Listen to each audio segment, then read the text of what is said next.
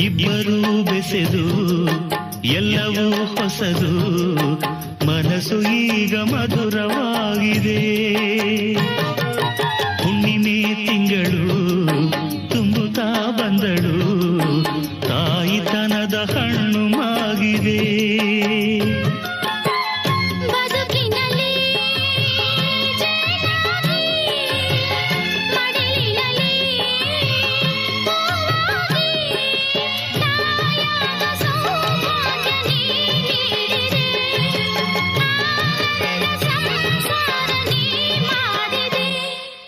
ಲಾಲಿ ಲಾಲಿ ಲಾಲಿ ಜೋ, ನನ್ನ ಬಾಳಿನ ಬಂಗಾರ ಜೋ.